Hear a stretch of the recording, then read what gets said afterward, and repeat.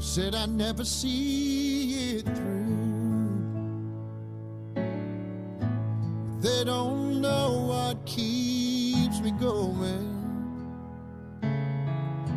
I guess they never have met you. You know my life was in shambles until the day you came along. You turned my tears into laughter. Lord, you gave me a brand new song. I'm still holding on, but Lord, I'll never let you go.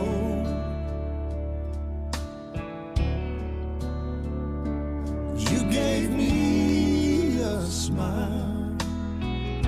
You touched my heart, you touched my soul. The bridges out behind me,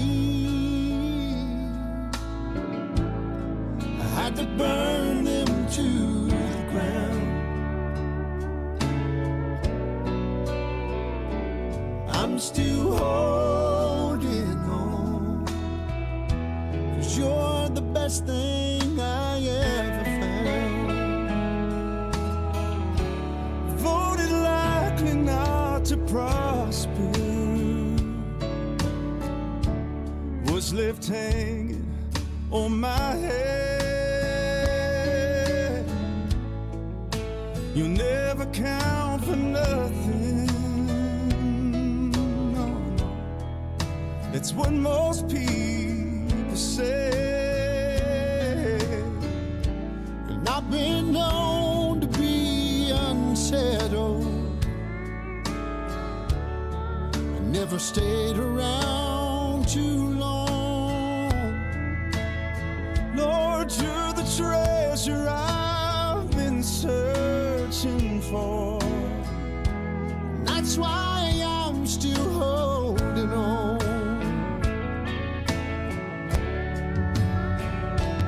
I'm still holding on. Lord, I'll never let you go.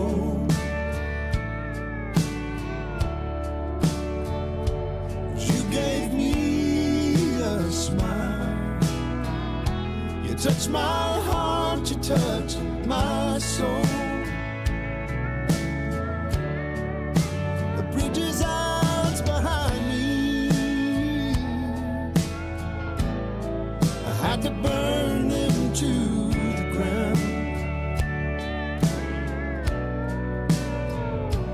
I'm still holding on, 'cause you're the best thing I ever found.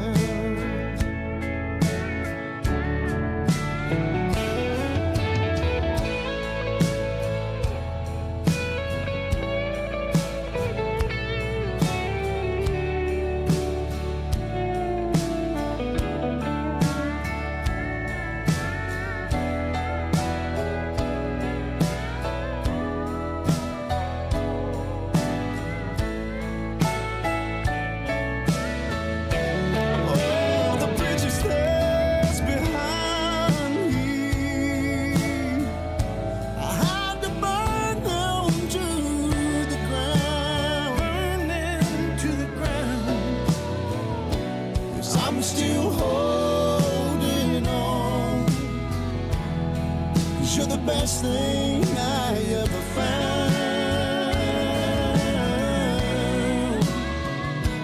I'm still holding on, 'cause Jesus, you're the best thing I ever found.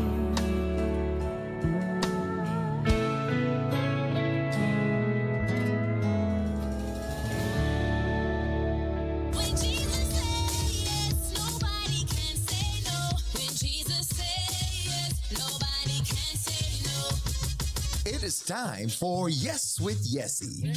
Please welcome your host, Yesenia Leva.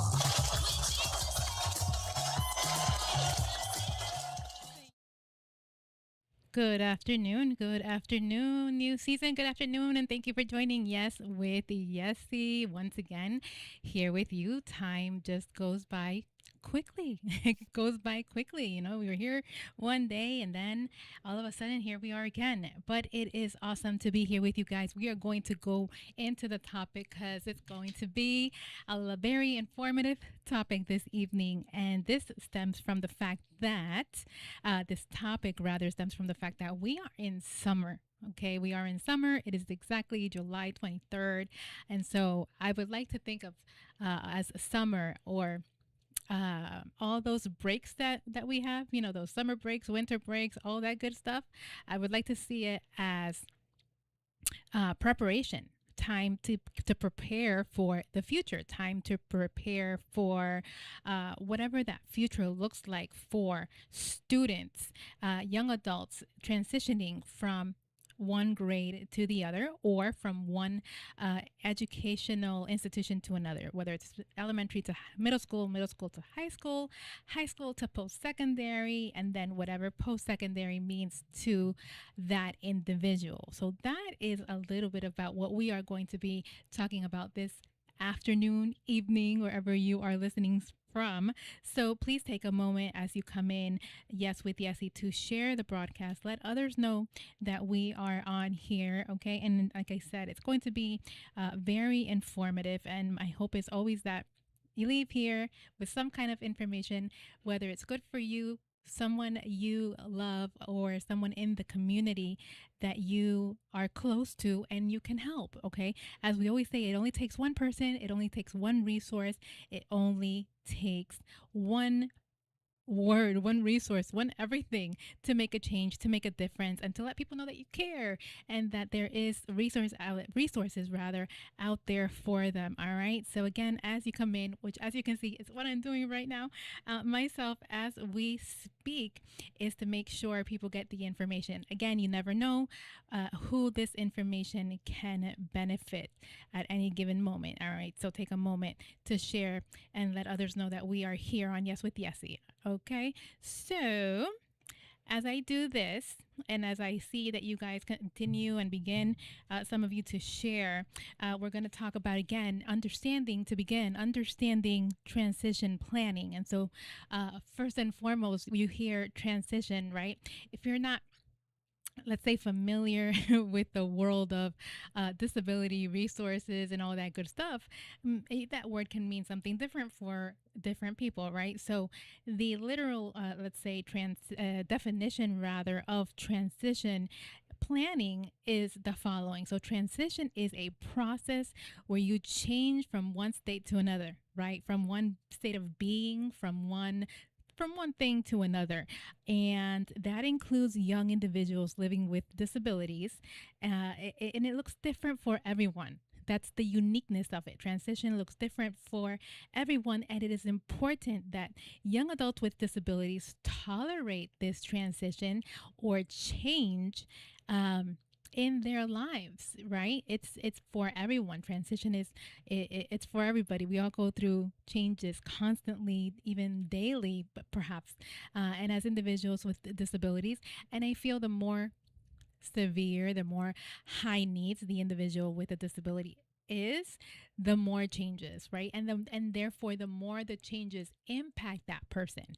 Some people are good with change. Some people say change is necessary.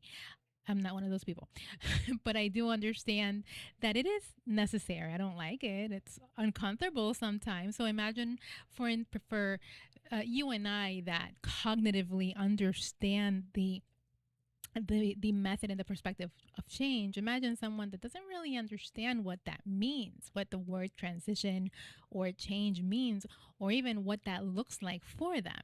So it's very important that we try to have that discussion with our loved one with that particular disability. Sometimes it's for an elderly person that perhaps is transitioning from being home based, community based to a nursing home, or home based to hospice care. Like we had that experience with my grandma.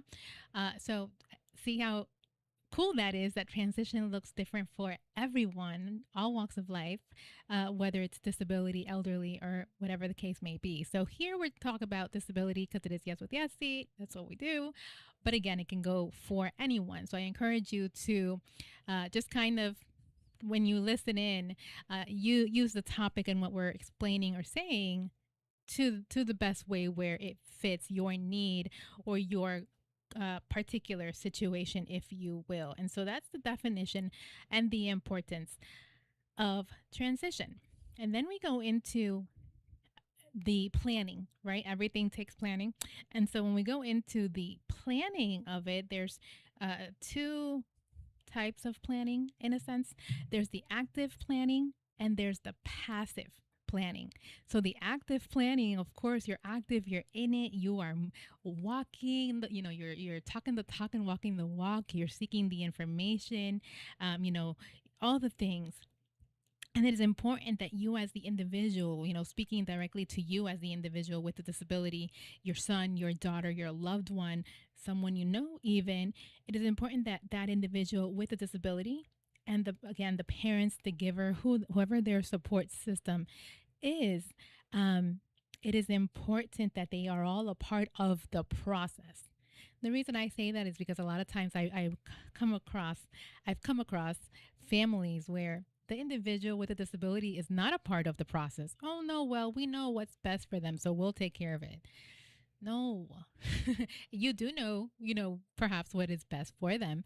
But I always encourage families to make sure that the individual with a disability is a part of that process of whether it's transition, seeking the services, that new reality, right? Whatever that new reality is going to be for them, I always encourage the individual with a disability to be a part of the process.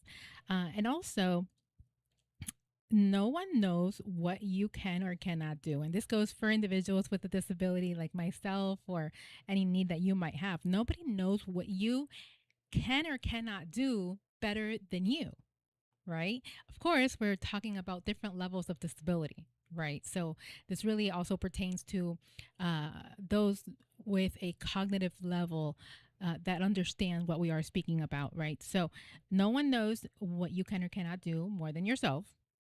Okay. Nobody knows what you want to do or don't want to do more than yourself.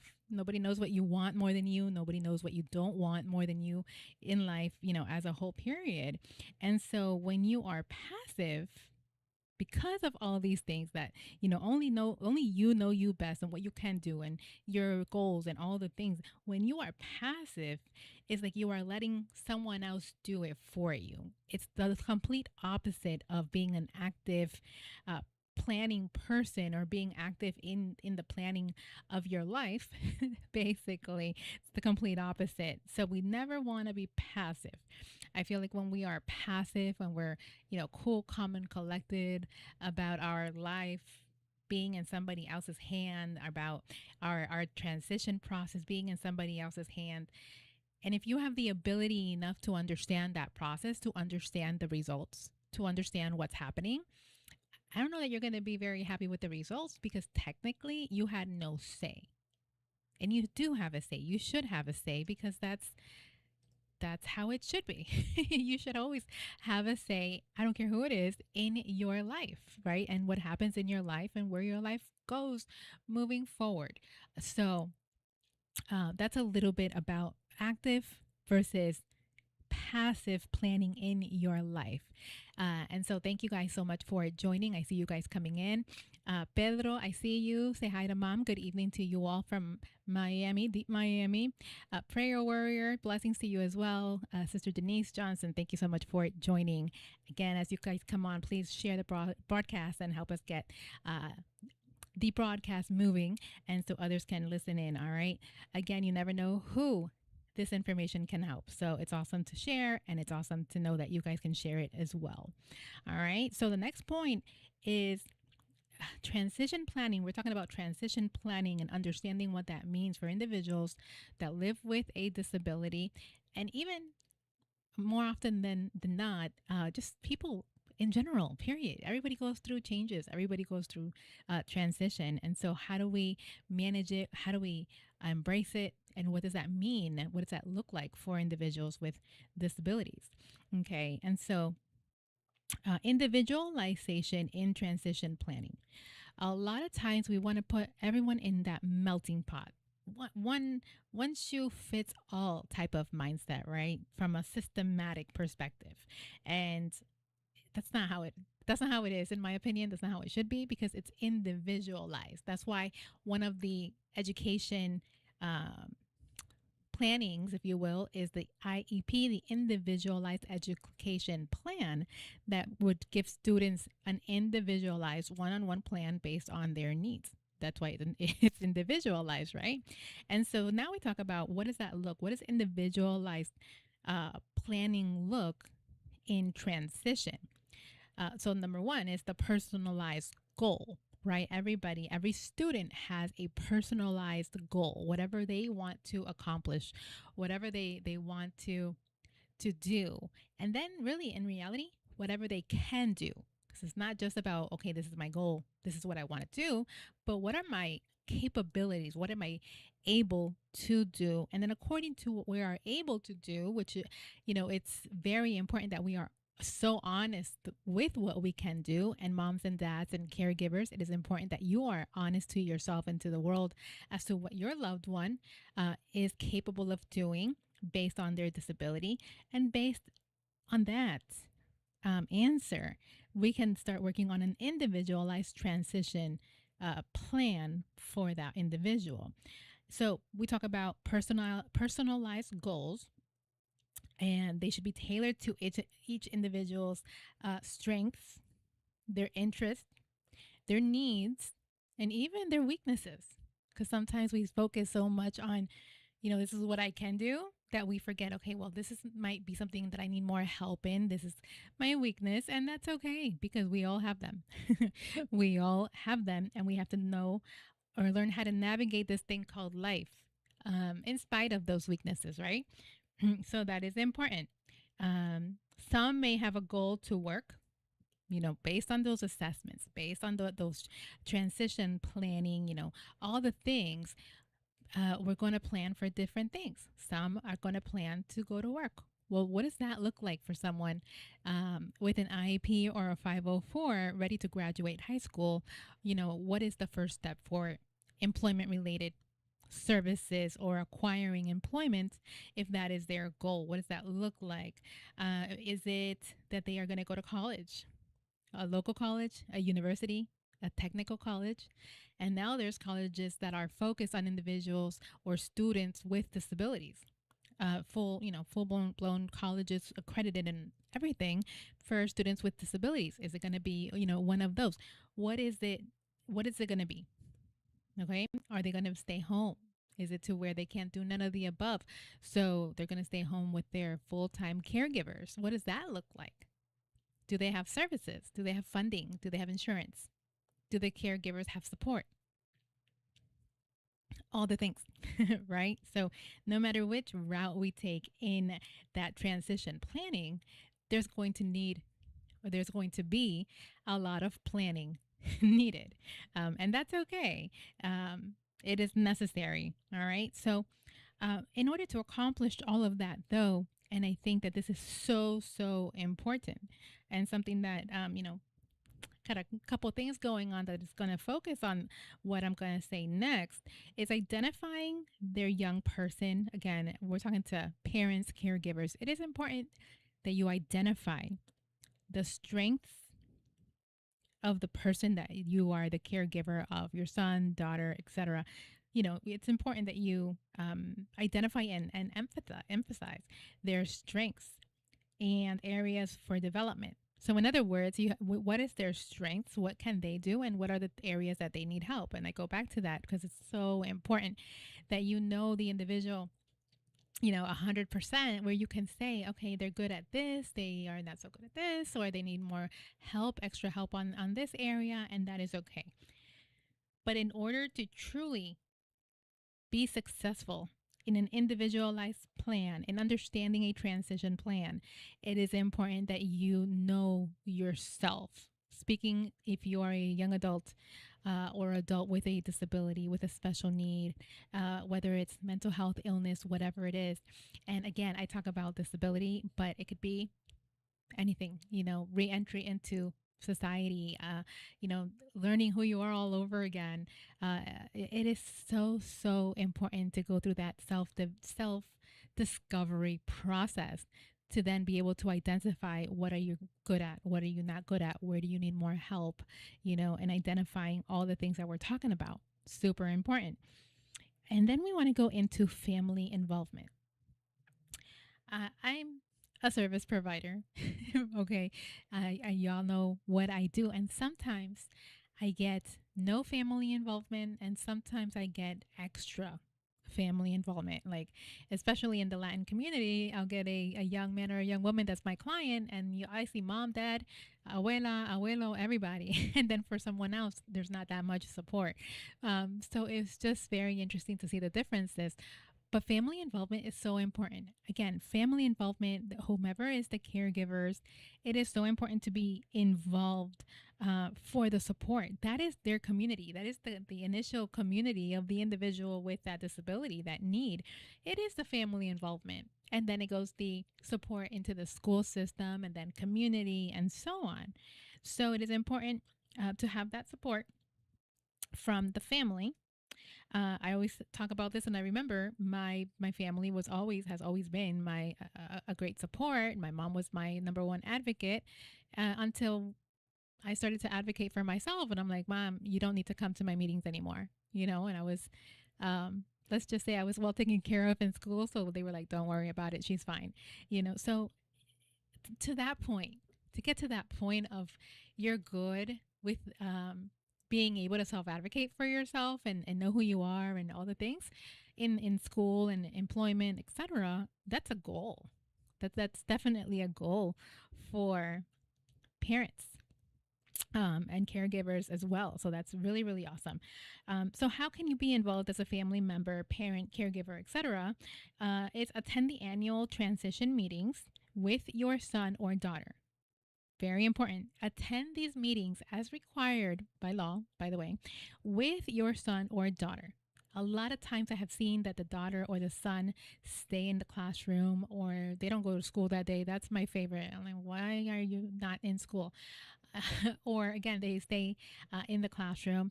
No, I always encourage them to go to these meetings. You know yourself better than anybody. You know your son, your daughter, they know what they are experiencing in the classrooms. They can tell you if they're learning, if they're not learning, all the things. So it's important that they attend these annual or even quarterly meetings as requested by the school system. Know the team is very important. Knowing the team. Who is your son or your daughter's team? And what is included in that team is who's their teacher, right? Think about the whole person. Who's their teacher? Who is their service aide? Who's their therapist? Who's their school counselor? Who's their ABA therapist? Physical therapy, occupational therapy, all the things, right? Um, it could be anything. So, whomever supports your son, your daughter, or even yourself, that is your support system. So in the school system, ideally, everyone that provides some kind of support to that person, to that student, should be in these IEP meetings or 504 meetings. They're just called different things now. And sometimes there's conflict rather of schedule. They're tied up, they can't make it. Give me your notes. Send me your notes ahead of time of how my son or my daughter is doing. Give me a phone call, like give me something. But please, by all means, do not let me wait to hear from you, until like the next meeting. Meanwhile, my child might be struggling. So all of that is important. Know the team, as we've just talked about. Attend all the transition meetings, including the annual meeting. Visit service providers and the entities in the community that can help you. That's like super important. Don't just rely on the school system to provide all of this for you, because it's going to be very hard. Visit service providers and entities in the community that can help. And lastly, have a plan. Have a plan and plan early, because a lot of times we wait until the senior year, or okay, they're out of school already, like now let me start planning. No, no, no. It is never too early to plan, to understand and to navigate this thing that we're talking about, transition planning, right? Think about transitioning through the process. It's a process, right? So being that it's a process, being that it's available or necessary for each aspect of their life, why do we feel like we wait until the very end, until they're done with school, to then, oh, okay, let's see what's available now. And it's never too early. I don't, honestly, I believe even if it's a young child, like a young kid, 6, 7, 8 years old or younger, that's not even too early. Because again, as they progress, as they get older, they are going to be transitioning from point A to point B, whatever that means to them. So it's never too early. Please. It is never too early to start planning. The earlier you plan, the easier my job gets, because then I just help you navigate, the services and connect you and all the things, versus starting from zero. It's like, oh my goodness. So planning early is important. The key areas now. Okay, the key areas, because now we've talked about what transitioning is, what the planning is, the support system, the individualization in the transition process and what that looks like, the involvement of the family and your support system. We talk about all those things now, and all of that is important, right? All of that is important. But what about the key areas to focus? What are some of the key areas that you should focus on when we talk about understanding transition planning? Education. Because a lot of times you're going to be transitioning from education to the next thing, the next level, right, of that individual's life. So, education, a smooth transition from school to post secondary education, or what we call vocational training, vocational rehabilitation, all the things. That is a big area of transition to focus on. And so, knowing also that as an individual with a disability, especially if you have what we call the individual education plan, that IEP, meaning those services, those accommodations, all those things go with you from high school to college. A lot of people don't know that. I know I didn't back in the day, but those are accommodations and a plan that can go with you to college if it's an individual education plan, IEP. All right. And that can go with you to vocational, to college, to vocational rehab. When they need an assessment to evaluate you, you can definitely submit that as something that they are going to require. So documentation is key. You want to make sure that you document. Okay, even in the summer, you want to make sure that you document. You want to make sure that you have copies of everything, because you're going to need it. You might think you're not going to need it now, but you're going to need it at some point. So documentation is key. Planning early is key. And definitely one of the areas to focus on is as early as possible, is the education and the post-secondary education. And then we talk about what post-secondary means to some individuals. It's not going to be education. It might be just employment, right? So how can you get that individual ready for that employment? Again, starting early, pre-employment training, resume writing, interviewing skills, all these things that you can practice at home, or you can find the program because they are available, or practice these things at home. They're very much independent living skills. Volunteering helps a lot. I still do, but I've always volunteered since I was very young. And that really helped me to develop the customer service skills, being in different environments and being okay with it. I've talked about it before. I used to volunteer at a gift shop in the hospital, and I had a doctor every Sunday. This doctor would come in and hand me $100 for a piece of candy. I think he knew he made me nervous to make me have to do that, even though the machine did it for you. But he did that on purpose. But that kind of helped me just develop and get over it, and know that it was okay, and that I could do it, being that it included money and stuff. So it's important. Those different kinds of volunteering opportunities really do help in many, many, many different aspects. Internships and connections to local businesses is very important. We have something called Disability Mentoring Awareness Day. It's been around for a long time. And I remember I would take my students to different job sites for mentorship. And where did I take them? TV stations, radio stations. I did the cool stuff. And that was really cool to expose them to those different job opportunities to let them know, like, hey, you guys can do this too, right? If they can do this, you guys can do this. So that was really cool to be able to do with them.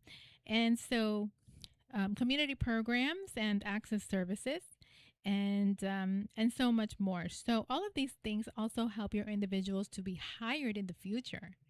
If you expose them to this during high school or as early as you can, and they start volunteering, guess what? You've been volunteering for me for over a year now. How would you like to be hired? How would you like to work here permanently, right? I mean, every young adult's dream come through to hear to hear that, like, okay, now I get to make money, now I get to buy myself whatever I want, that kind of thing. So it's very, very important to be able to have those skills, to know that you can be employable and employed in the long run.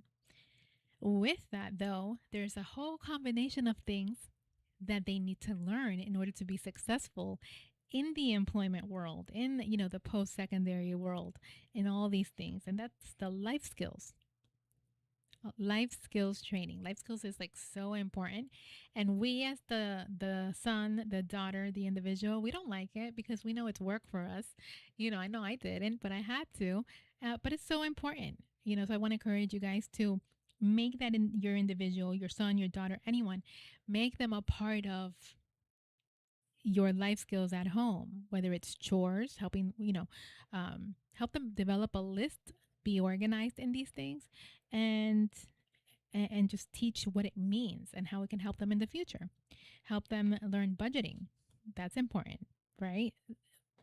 Many steps, small steps. Budgeting, cooking, small meals. I remember home ec was my favorite because it let me, cook small meals. Self care is very important because self care, they're going to, you know, um, exercise that literally every day, and you have to, be clean and look a certain way or whatnot for employment and that kind of thing. So that's very important. Self care, and that contributes to independence early.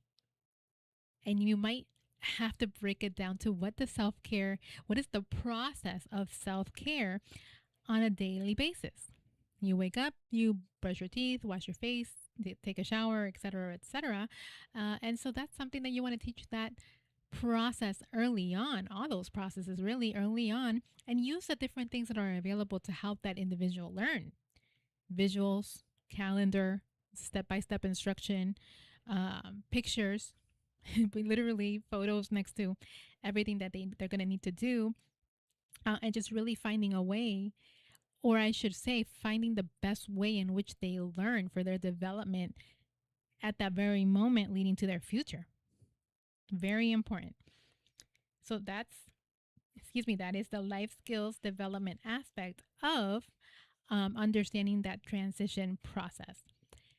And when we talk about all of that, about their day to day and all that good stuff, community participation is a big one. A lot of times, the first thing that we do is we kind of isolate ourselves. We're more comfortable at home. I'm good here. I don't have to face anybody. I don't have to face the world. I don't have to worry about somebody looking at me or saying something inappropriate or, attitude, whatever the case. We're comfortable there. But we have to get uncomfortable. And when I say we, I'm talking about parents too. You guys are comfortable having your child at home. You don't have to deal with the world. Therefore, your child becomes comfortable because they don't have to deal with the world in a whole different way that you have to, by the way.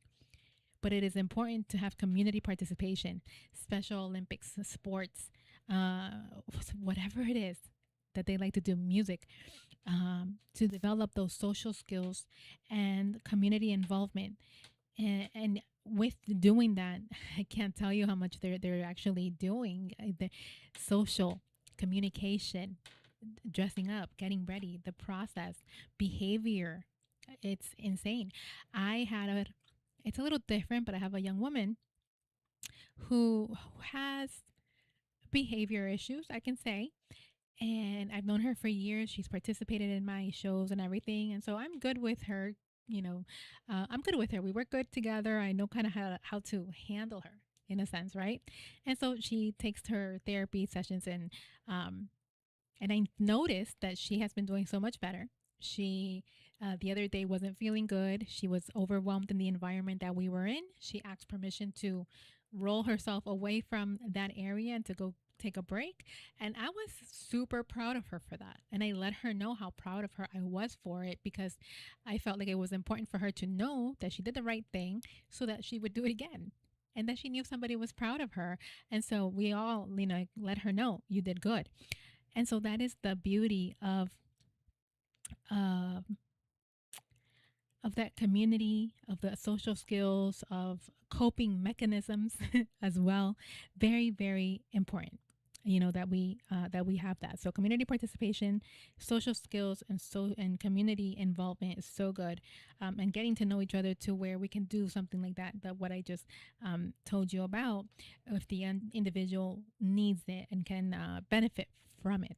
Alrighty, and then the next thing is adult services connections. Adult service connections. Pretty much what we've been talking about, right? Because it all goes down to service and the advocacy and all that good stuff. But it is important that you communicate with your son or your daughter's school, and that they communicate with you, of course. So it's important that you communicate with your son and your daughter's schools for resources. They are mandated by law to give you resources. They have packages to give you. Once you receive that package, then you call me. But it's important that you connect with your son or your daughter's school, because they have the community services that they need to give you for your son or your daughter. If it's going to be that once they exit, that they're going to again go into community college and things like that. There's a ton of community resource fairs that happen all the time. I purposely try to participate to get the word out there of the services available. So it's important that you attend those community resource fairs. That's what they're there for, to give you resources. Attend events in the community. Ask the questions, ask the uncomfortable questions, ask those questions that you might know someone doesn't want you to ask them. Ask them anyway, respectfully, because it is important that you know as much as possible. And by all means, please don't settle. Don't settle for the first option of things that are available. Sometimes we think, well, there's nothing else, so this is all I got. Don't settle. There's resources out there. As much as we're told there's nothing out there, there's plenty out there. So don't settle for the first resource that you are given. Do your research on each service, on each school, on each adult day training program. Call around, call me as as a service provider and advocate, and I can give you insight on different places and different things, or even different processes that might be available for your son, your daughter, or even yourself. It is very important that we do that. Stay connected, and those community connections are life. They are very important. Don't settle, and ask the questions. Finally, how can I say? Your voice is everything. You have a voice. Your voice matters. Your voice needs to be heard no matter what. And so, building your voice and your choices. If you have a voice, you have choices.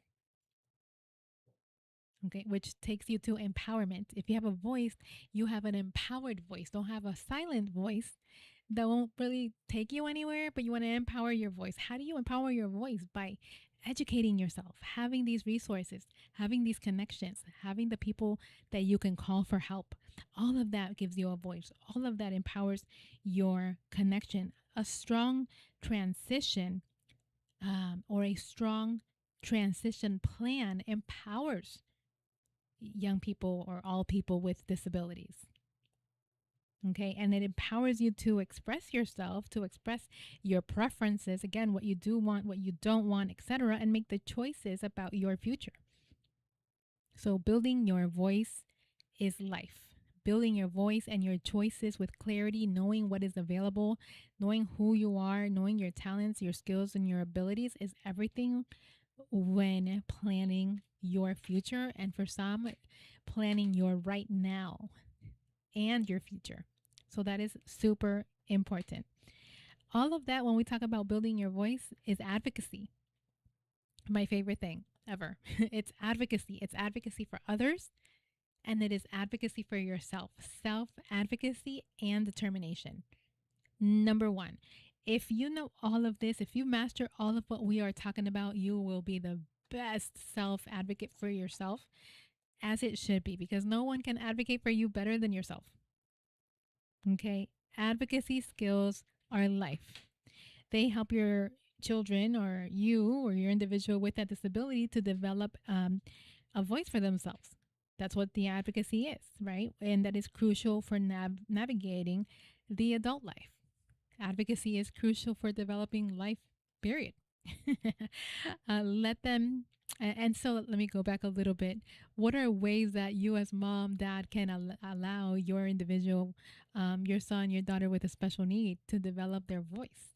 Again, this is something that we can do for them at a young age, and I would encourage you to do so because it makes things so much easier in the long run. Let them speak for themselves. You know, a lot of times we kind of culturally make decisions, no, you're a child, you can't make decisions, or yeah, let them make decisions where it's appropriate, right? Even at home or whatever the case, make them make small decisions that will lead them to having a voice for the big ones later on in life. That's one. Let them, let's say, order their own meals. Once they become of a certain age, let them order their own meals. I remember my sister and I are about 13 years apart. And I remember once she got a little older, maybe 7, 8 years old, we're sitting in a restaurant and my mom was still trying to order for us. And she's like, you guys get, this meal and you guys can share it. Because in reality, we were not going to eat more than that. We were not going to eat our own meals, fully. So she's like, you guys can share. And I don't know where it came from, but I was like, no, mom, let her pick what she wants, and whatever she won't eat, I'll take it home. I'll eat it for lunch tomorrow, something like that. And sure enough, that's what we did, because I feel like sometimes we are a little too overbearing, because culturally, like, I tell you what to do. I'm your mom, I'm your dad. But let's think about the future, and let's think about the future consequences when we do something like that. So let's give that young one, that person, that ability to order their own meal or something small, what they're gonna wear, whatever it is, wherever you're comfortable, letting that individual make their own decisions at that particular over time, right? And introduce themselves. As young as they might be, give them the opportunity to introduce themselves. If somebody says, hey, what's your name? You know, let's teach our sons, our daughters, our young ones with a disability to be able to introduce themselves. Everybody should know what their name is. If they have the ability to, to say it, to speak it, to sign it, what's their name? Who are you? Or, what do you like to do? Little questions that they can answer appropriately when they're asked, what's your name? When they have that ability to introduce themselves on the job, even in a service, even, or with me. I think that would be something really cool. So, and very part of advocacy skills. All right. Letting them speak for themselves where necessary and appropriate. Let them order their own meals or tell you what they want. Introduce themselves. And finally, let them ask questions. Don't, shush them away. Don't shush them when they want to ask a question. Allow them to ask a question, letting them know that they're valid, that their voice matters, that there's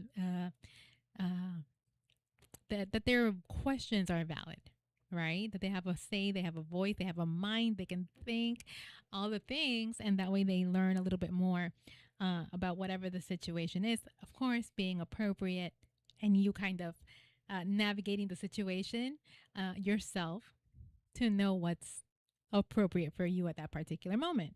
But let them ask the questions. Okay. And so, with all of that, it helps us to get into what we call the future, the future readiness of planning. What does the future look like with all this planning, all this education, all this advocacy and information and all that?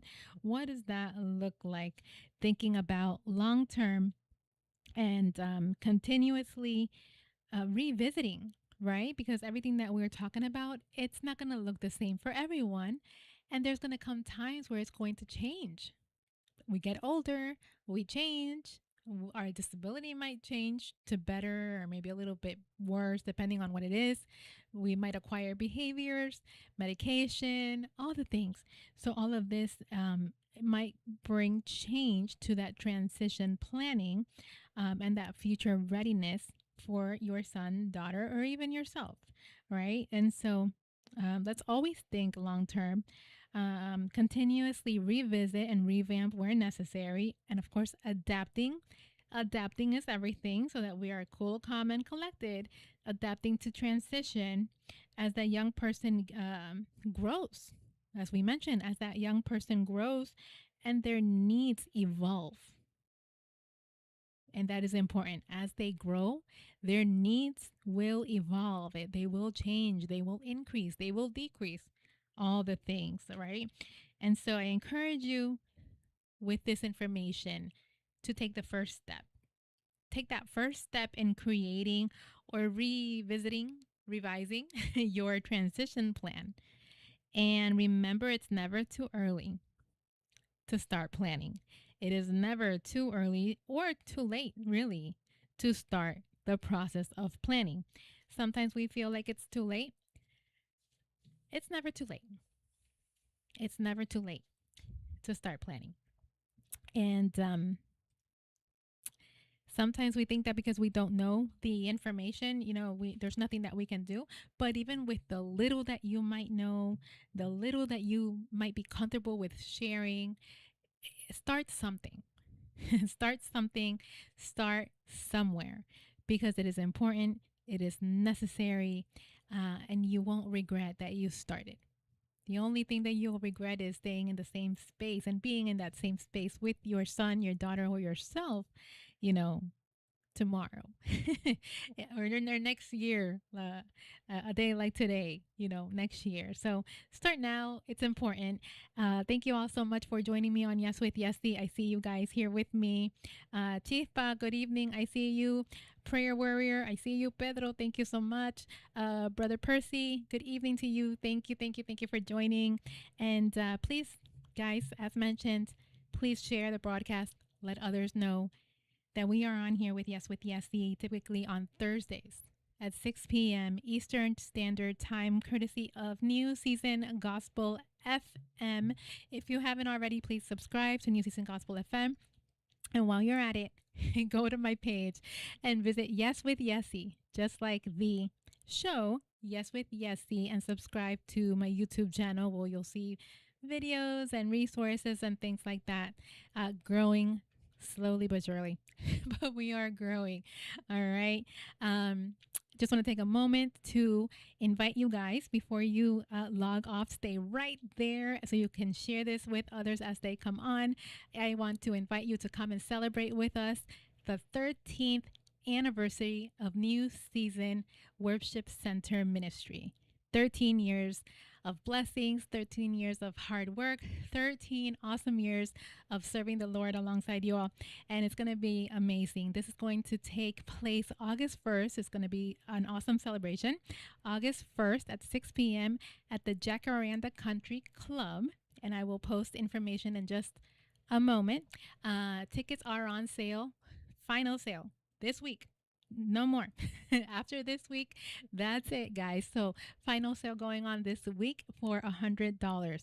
You get the meal, you get performances, you get comedian, you get, what else do you get? You get worship, you get all the things for $100. It's going to be absolutely amazing. So if you're in the area, and even if you are outside the area, come on over. We look forward to having you and you guys joining us. We will help you make travel arrangements if necessary. There is still time. Still time to get your tickets for the 13th celebration banquet of New Season Worship Center Ministry. All right. It's going to be an awesome time. You don't want to miss it. And of course, if you have any information, or rather, if you'd like any information, you have a question, or you want to get your ticket, feel free to call our church office, 954-533-8187. That's 954-533-8187. 8187, and someone will be available and able to provide that information to you. All right. I will post an Evite link that was created as well for you guys to get more information. And that's my story, and I'm sticking to it. So don't forget, August 1st, Jacaranda Country Club, 6 p.m., 6 p.m. sharp. Por favor. It's going to be right on time. You don't want to miss it. All right. So thank you guys so much for joining. And I look forward to seeing you guys again on another episode of Yes with Yesse next week, right here, courtesy of New Season Gospel FM at 6 p.m. Eastern Standard Time. All right. Thank you so much. Have a great rest of your weekend. And I look forward to seeing you guys, of course, Sunday. Sunday for our 11 a.m. service. Don't miss it. And of course, come back tomorrow morning for In His Presence prayer time right here on New Season Gospel FM. Thank you so much and have an amazing rest of your day.